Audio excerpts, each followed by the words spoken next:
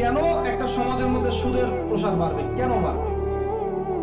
কেন একটা সমাজের মধ্যে, মুসলিম সমাজে খ্রিস্টান মিশনারিরা অবাধে দাওয়াতি কাজ করবে এবং দলে দলে মানুষকে খ্রিস্টান বানাবে? কেন? আর কেন মুসলমানদের ঈমান এত দুর্বল হবে যে তারা এইভাবে সামান্য একটা চাকরি বা ক্ষমতার টাকার জন্য, বাড়ির জন্য ঈমান বিক্রি করে দিবে? দেশের, বিশ্বের খবর রাখার চেষ্টা করেন। আনাচে কানাচে গুলো ছড়িয়ে যাচ্ছে।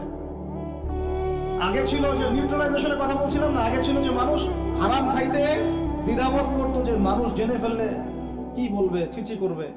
এখন ঘরে ঘরে সুদ, ঘরে ঘরে। ওয়াল্লাহি আমরা সবাই এখন মায়ের সাথে জেনা করি। নবী সাল্লাল্লাহু আলাইহি ওয়াসাল্লাম বলেছেন, সুদের পাপের 70 শাখা, তার সবচেয়ে নিচের শাখা মায়ের সাথে জেনা করা। আপনি করেন না, আপনার ওয়াইফ দেখেন সমিতিতে টাকা দিচ্ছে, সুদের টাকা।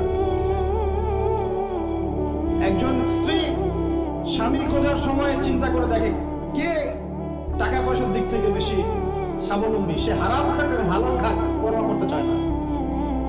এখনকার অনেক গার্ডিয়ান, পিতা মাতা দেখতে চায় না বাচ্চাটা আমার চাকরি করবে কোথায়, হালালে না হারামে, পরোয়া করতে চায় না। করলেই হইল, ওকে নাকি প্রতিষ্ঠিত হতে হবে।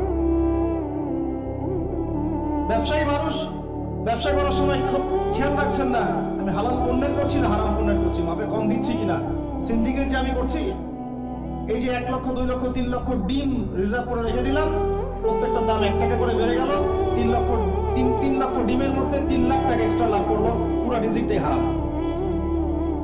রিজিকটা কি? মানুষ এগুলো ভাবেও না এখন যে রিজিকও একটা ব্যাপার, যে আমার হালাল রিজিক ছাড়া ইবাদত কবুল হবে না, দোয়াও কবুল হবে না। বরং হারাম রিজিক নিয়ে সে বছর বছর হজ উমরা করতেছে। আর আবু বকর সিদ্দিক রাদিয়াল্লাহু আনহুর সামনে খাবার আসলো, তিনি তাড়াহুড়ার মধ্যে ছিলেন, খাবারটা খেয়ে ফেললেন। এরপর মনে হলো যে খাবারটা খেলাম, জিজ্ঞাসা করা দরকার ছিল খাবারটা কোত্থেকে আসলো। ভৃত্যকে ডেকে বলছেন, খাবার কোত্থেকে নিয়ে আসলো? সেই ভৃত্য বলছে যে আমি জাহিলি যুগে গণকের কাজ করতাম। কিসের কাজ? ওই যে হাত দেখে টাকা নেয়, টিয়া পাখি দিয়ে ভাগ্য পরীক্ষা করে, আংটি টাংটি বিক্রি করে, আছে না? ওখানে গেলেই শিখ, গেলে কি লা ইলাহা ইল্লাল্লাহ কেটে গেল, আবার আপনাকে মুসলমান হতে হবে। এত সহজ না।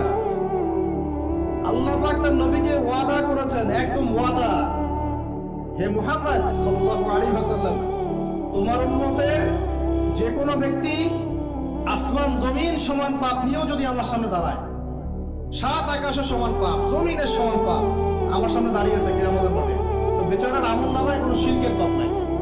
কিসের পাপ নাই? আমি আল্লাহ তার সামনে আসমান জমিন সমান ক্ষমা নিয়ে হাজির হব।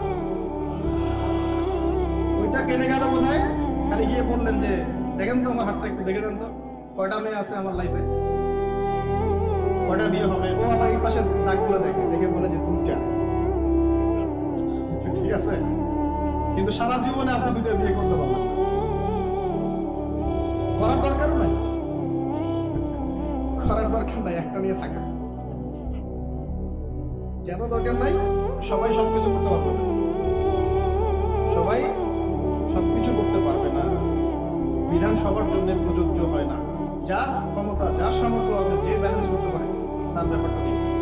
সবাই সবকিছু পারবে, শিরক কেটে গেলেই হবে। এরকম অনেক কাজ আছে। আপনি বলছেন যে মায়ের কসম, নিজের কসম শিরক হয়ে গেল।